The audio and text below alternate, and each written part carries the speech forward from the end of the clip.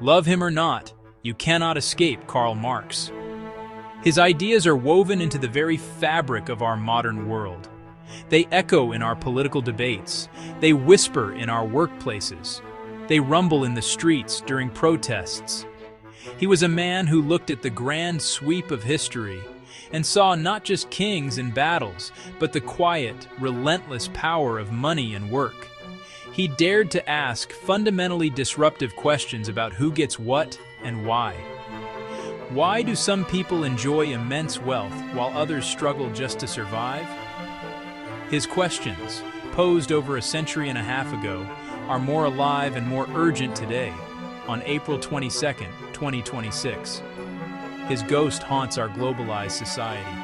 You can feel his presence when a factory closes in one country. Karl Marx was a product of a turbulent century. He was born in 1818 in the ancient city of Trier, then part of the Kingdom of Prussia. His family was comfortably middle class and had converted from Judaism to Christianity to navigate professional restrictions. The young Marx was a brilliant and tempestuous student. He went to university to study law, but was soon drawn to the radical worlds of philosophy and history. He joined the young Hegelians, who turned Hegel's ideas on their head to critique religion and the state. His radical journalism made him a troublesome figure for the authorities. He was hounded from Germany, then France, then Belgium. He finally found exile in London. In industrial, imperial London, Marx did his most important work. At the heart of Marx's thought is a powerful idea he called historical materialism. Historical materialism. This sounds complicated, but the concept is quite straightforward. Marx argued that the most fundamental aspect of any society is how it produces the basic necessities of life: food, shelter, and clothing. The economic base, which includes the technology and the social relations of production, who owns what, who does the work, shapes the society's superstructure. That superstructure includes everything else: laws, government, culture, religion, and art. In short, how we make a living determines how we live. This led directly to his second major idea, the concept of class struggle. Marx believed that history was not a story of great men or competing ideas, but a story of conflict between different social classes. Marx was a master of the memorable phrase. His writings are filled with powerful, quotable lines brandished on banners, shouted in protests, debated by scholars for generations. These short, sharp statements distill his complex theories into potent calls to action and incisive critiques of the world as he saw it.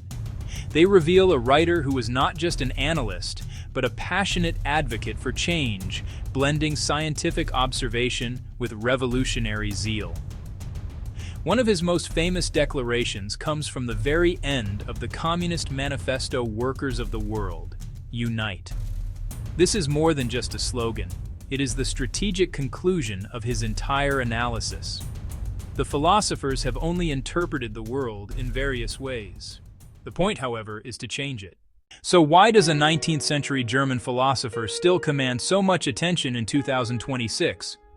It is because the central themes of his work, inequality, globalization, the unstable nature of capitalism, have not disappeared. In fact, they have become more pronounced. The gap between the ultra-rich and the rest of the global population has widened to staggering proportions. We live in a world where transnational corporations wield more power than many nation-states, and where financial crises can ripple across the planet in an instant, affecting the lives of billions. Marx's analysis provides a powerful vocabulary for understanding these phenomena. His ideas continue to provide a crucial framework for social and political movements around the world. When you hear activists demanding a living wage, better working conditions, or a more equitable distribution of wealth, you are hearing echoes of Marx's critique.